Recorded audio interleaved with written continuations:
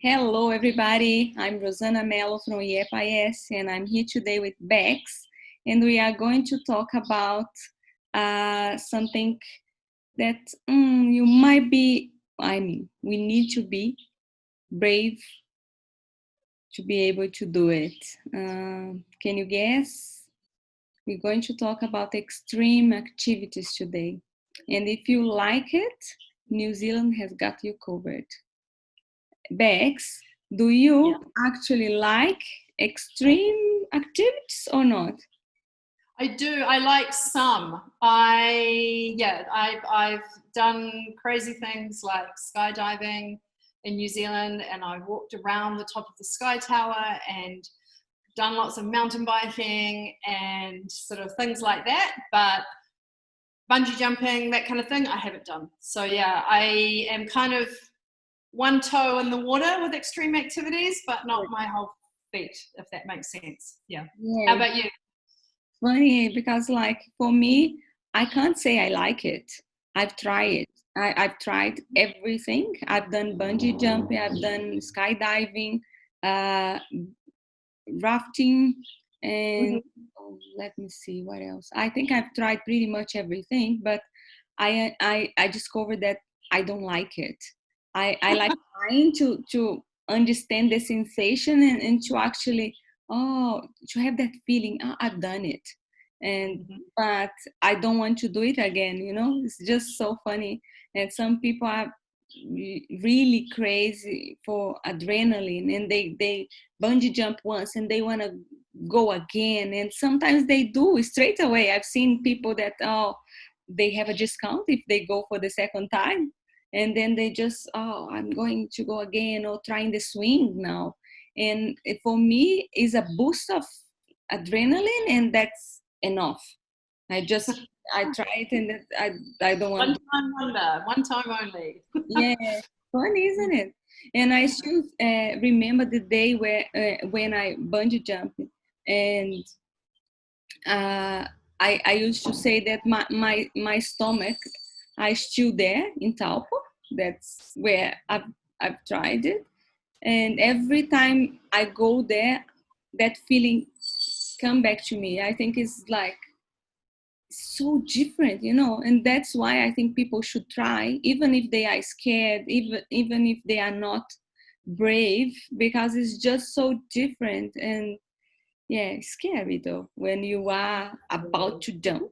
It's very Yeah. scary, but yeah, I I can still remember perfectly the moment that they opened the door on the plane and the air came rushing in. We were above the mountains because I was in Fox Glacier to do it. And yeah, and then suddenly remembering because there's 20-minute scenic flight up Mount Cook, over Mount Cook and Mount Tasman and the glaciers,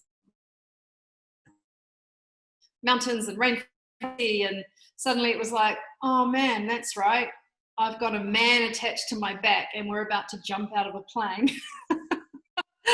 So in my stomach, I still remember going, but then it was amazing. Yeah, incredible. And I would do it again and again and again. I loved it. Yeah. oh, how So funny. Yeah, because like when I remember as well skydiving, but I maybe because I've done bungee jumping before, I thought skydiving was much easier. I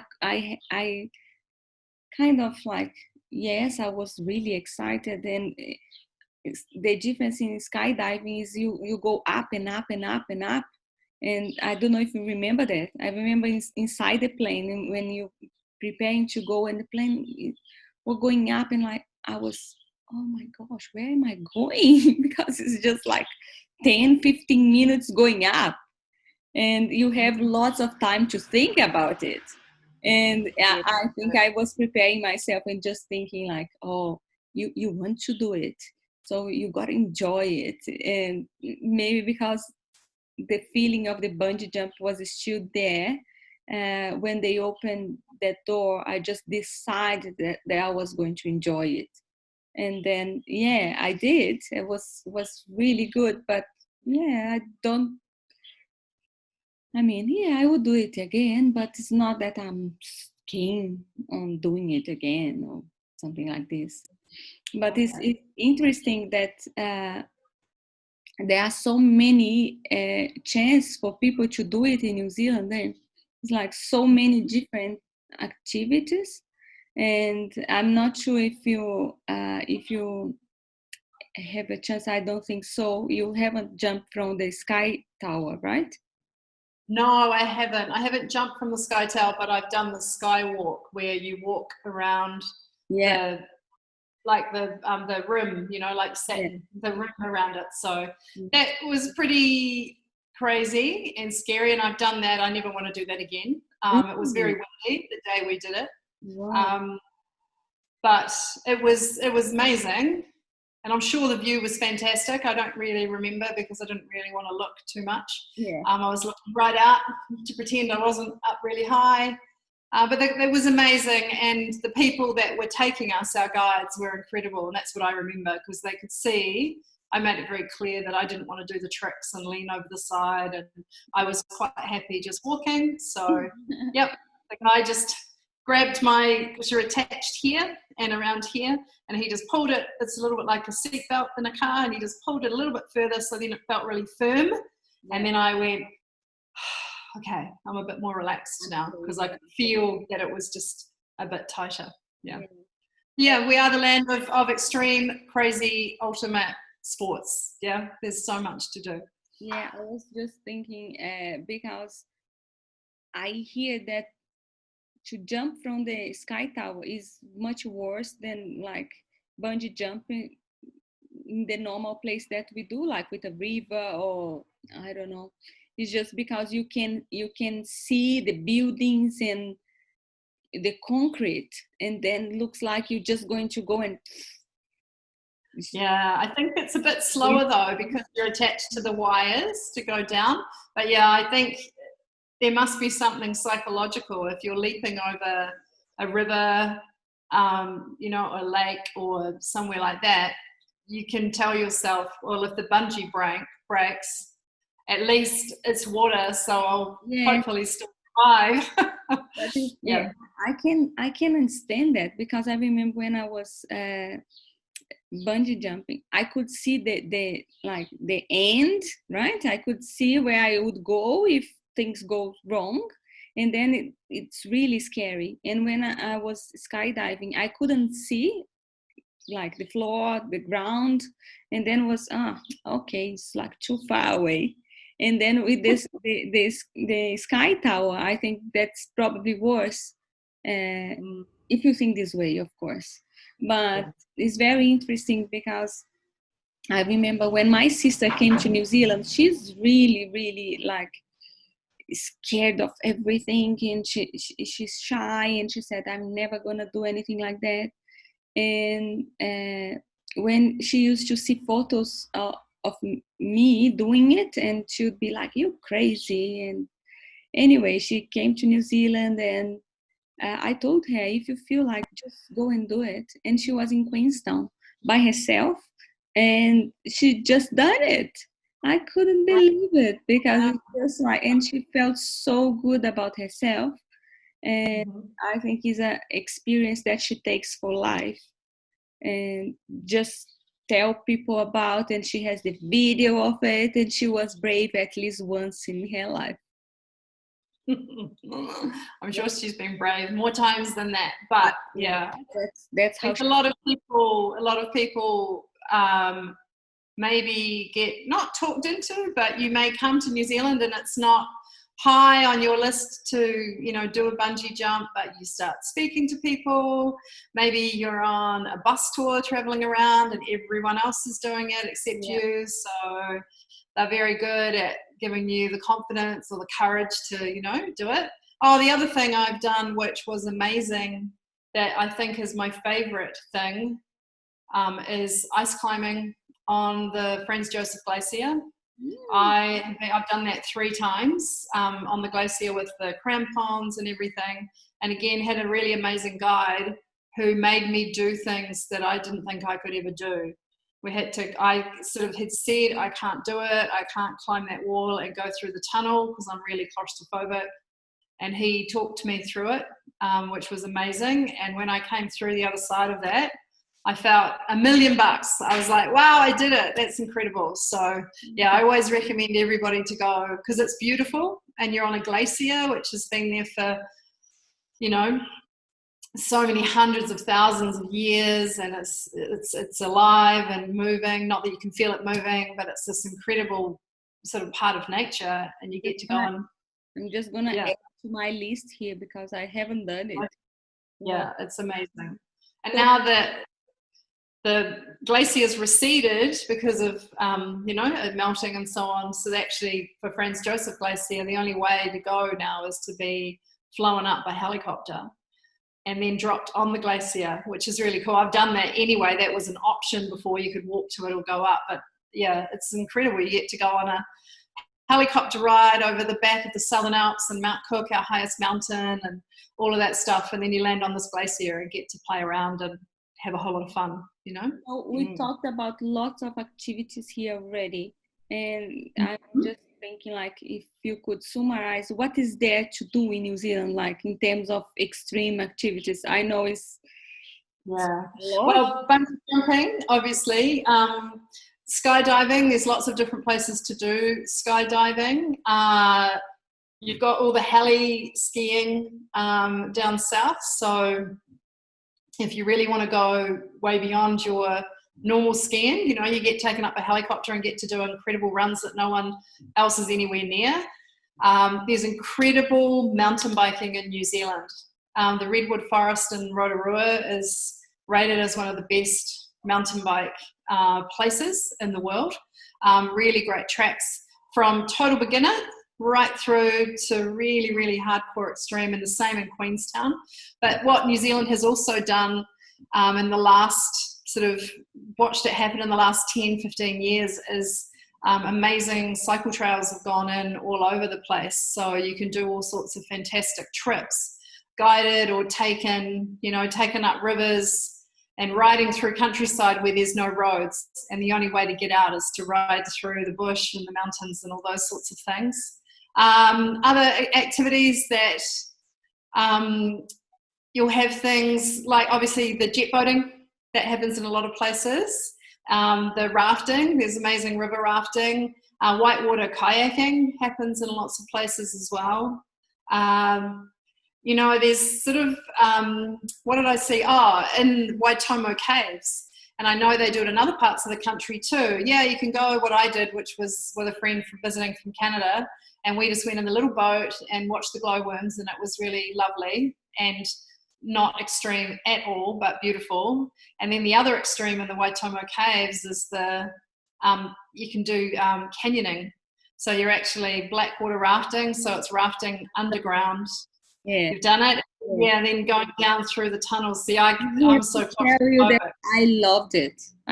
Oh wow, good for you. Yeah. One of the experience that it seems extreme, but once you're there, it's the same. I think is the guides. You feel so safe. And it's so enjoyable. You are with other people, and then you can see the worms from inside the cave in a different view. It's beautiful. I would do it again.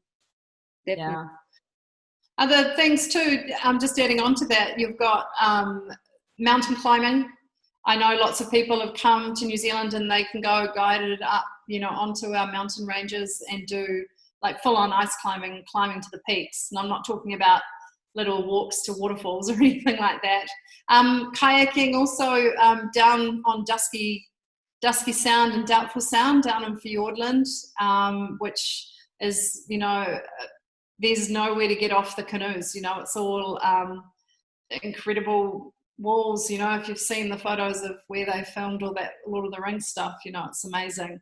One thing that I did 3 years ago, which I'm super proud of, is the Wanganui River canoeing, and that was 3 days, and it was literally 3 days with no contact with the outside world. There was no cell phone coverage. It was just my friend and I. We were on the river in our canoe. We had a little box with the emergency beacon if we needed it to go up. For a lot of it, there was nowhere to stop on the side. You had to really pick where you would stop for lunch or so on, because it was cliff faces. and it was amazing. You know, we saw some incredible Wow. Yeah. incredible sites, and it's a really historical part of New Zealand. It was where a lot of the there was Maori settlements all along there, and so all the stories all the way along, and rapids that we had to negotiate, and we did come out. We had a capsize, which was terrifying initially, and then quite funny, and then we had to, absolutely soaking wet. Everything's tied to the boat, so and then just a couple of last things that I think we probably always don't think about as extreme, but going out sailing. There's some incredible sailing. To some people that won't be extreme, but to other people, being out on the open sea can be pretty, scary. So there's so many more things that come under, Yeah, I was just thinking while you're talking, one of my next question was, where can we do it? And then I was like, oh my gosh, there's so many activities that you can find like pretty much everywhere something extreme if people like this sort of things.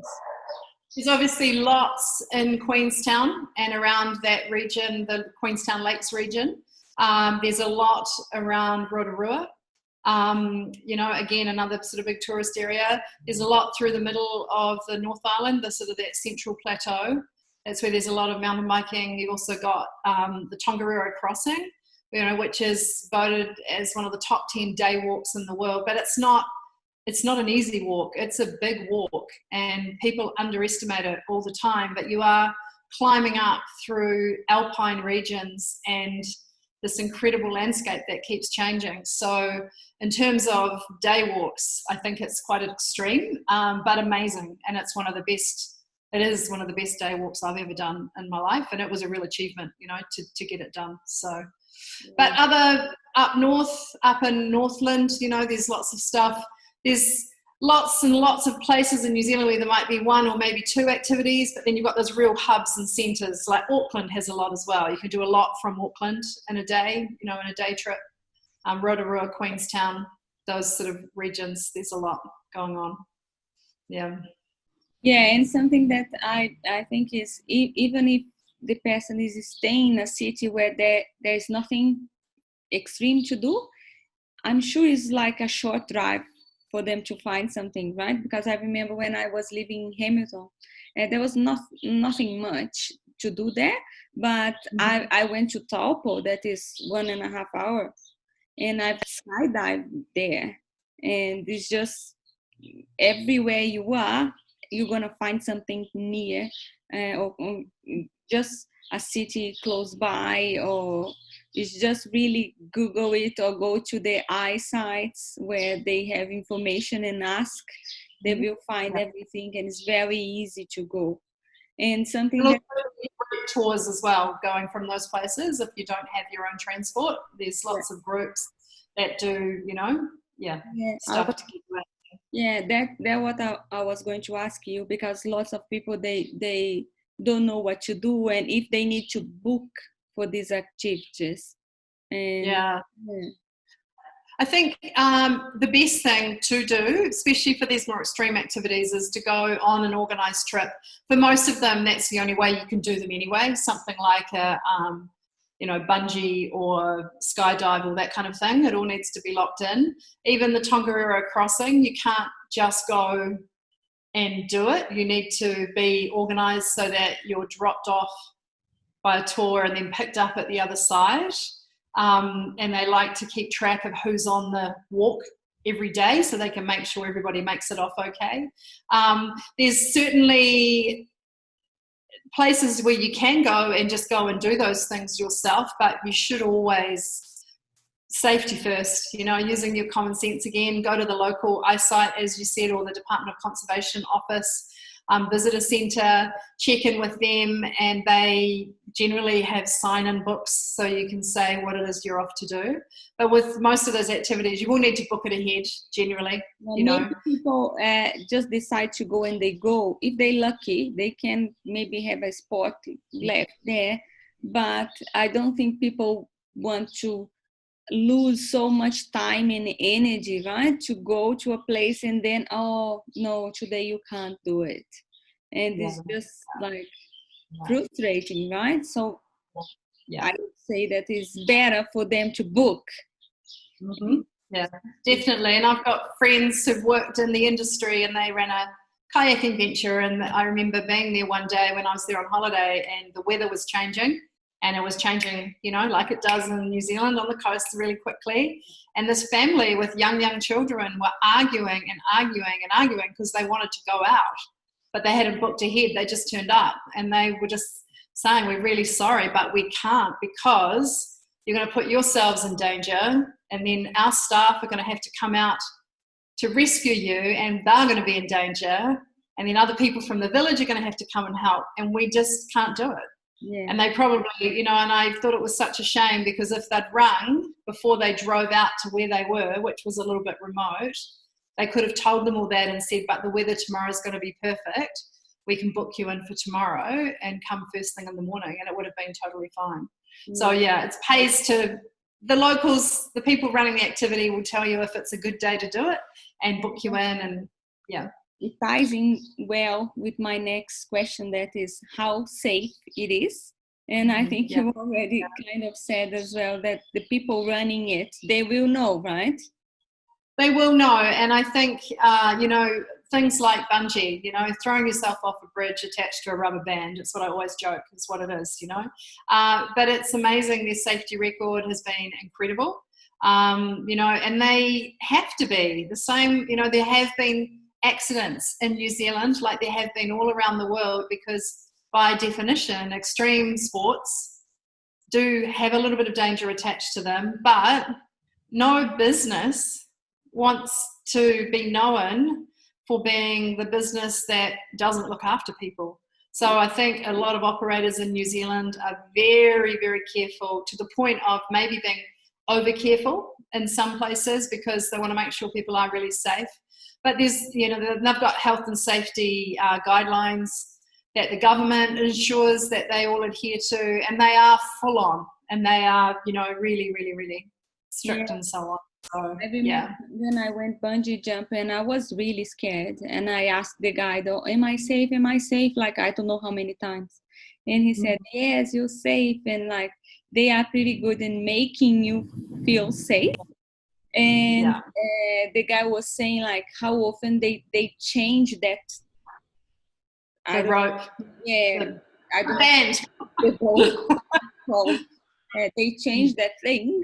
They called the bungee. It's the bungee. Yeah. They can use it for like this many times only, and even if it's still very good, they go there and change it just for safety. And I felt very good about it, because it is like prevents the problem. If they keep using it until it starts the part, I don't know, that would be very dangerous. But if they know, oh, we can use it like 3 times only, and then they just go there and take it off. And I felt very good and safe in doing it. And I don't know, when I was skydiving as well, you go with somebody, and the person trained. There's someone attached to your back, someone you don't know. It's quite weird. So, and it's not only your life, it's their life too. So I felt very safe, because I thought like, I'm sure. I asked the guy, "Am I safe? Am I safe?" Because I did. I asked my guide. I said, "Oh, I'm really scared." He said, I remember he tapped me on the shoulder and said, "Hey Bex, we like to go home at the end of the day and have a beer as well. So don't worry. We're all going to go home today." And I thought, okay, cool. All right. That's actually what my guide has done. He told me he had something at night. I'm not sure what was that, but a date or something. And he said, right, okay.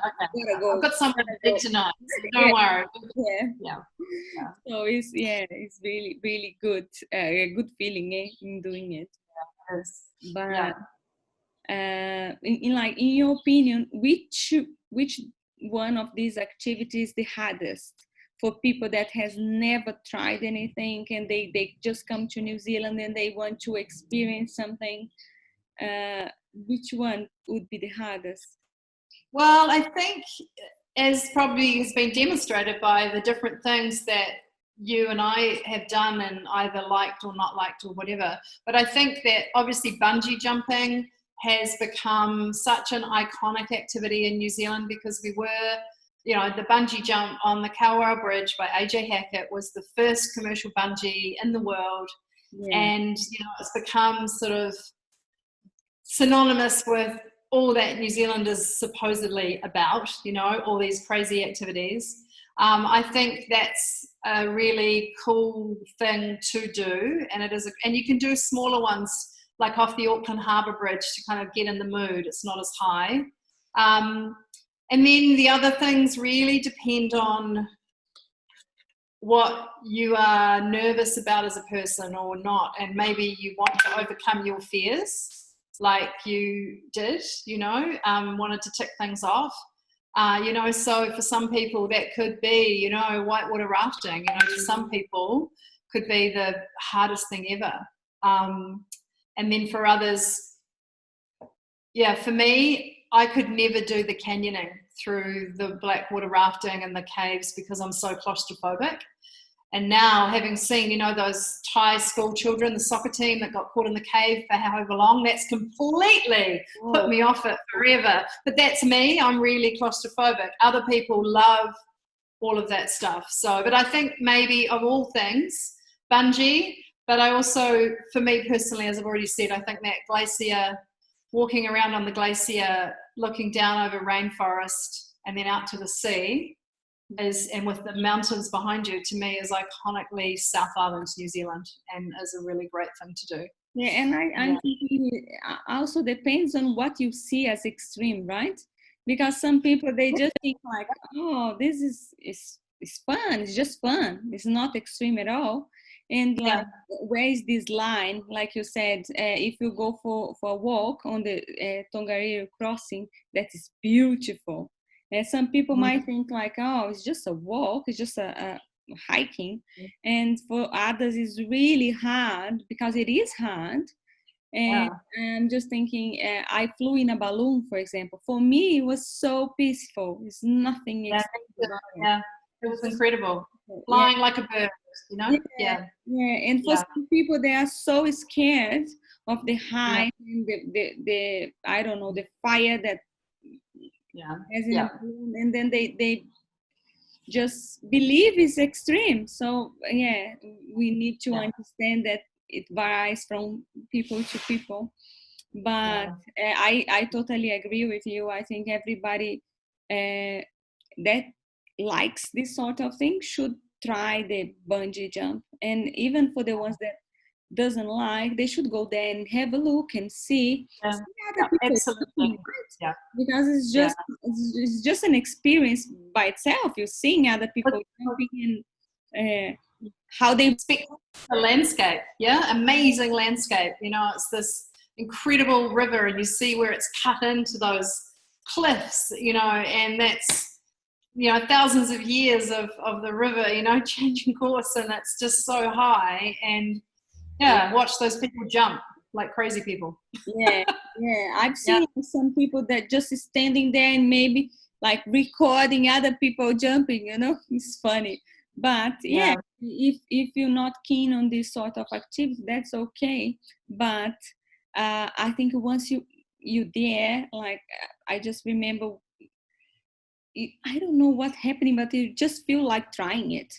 And at the end of the day, I think if you are in New Zealand, you already went all the way to New Zealand. That is, we're halfway there. Auckland, and it's so unique. And why not? Why not try a unique activity as well? Unique experience, and knowing that you are safe. At least I would think you are.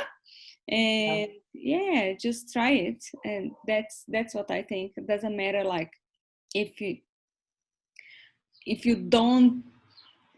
not keen, like I'm not keen on doing this sort of activities, at least you've tried and you know the feeling, and you ticked out of your box, I've been brave once, and everything else that we talked about today here. That's right. I agree. my last question would be like, which experience you believe represents New Zealand? But I think the extreme experience that represents New Zealand would be the bungee jumping, right? There's nothing. Yeah, I think so. Bungee. I mean, everything else is very, is iconic because you're going to see those generally incredible landscapes and these sort of amazing parts and everything. But, just bungee just really does sum it all up, I think. But I think we've touched on it as well. I think what makes all these experiences so incredible in New Zealand is all the teams of people that run those activities and the guides, and it's just their lifeblood to make you get through jumping off a bridge or climbing on that glacier or jumping out of a plane or doing that jet boat and really loving it. And that's what's so incredible about our industry in New Zealand is people just love helping people do extreme stuff every day. That's what they're there for. So would you agree that if people like extreme activities, New Zealand is a good place for them? Absolutely. It's the best place, and it's small enough that you can get around and do all sorts of different extreme activities in lots of different parts of New Zealand, which I think is pretty great, really great. Oh, I think that's pretty much what we want to say today. And I hope people have enjoyed it. And yeah, when they come to New Zealand and do some extreme activities, share some photos with us. We want to see scary faces, Apex. Yeah, we do. Yeah. Happy faces afterwards. That's what we want to see. Yeah, you're right. Scary faces before doing it, and then really, really relieved and happy faces afterwards. Yeah, that's right. Okay, so that's it for today, Bex. We talk again next week about something else that I'm sure will be very interesting, and some more about New Zealand. That's what. Yeah, more about New Zealand. Yeah, more about everything that is amazing in New Zealand. Yeah. Cool. Okay. All right. Bye-bye, guys. Bye-bye. See you later, guys. Bye-bye.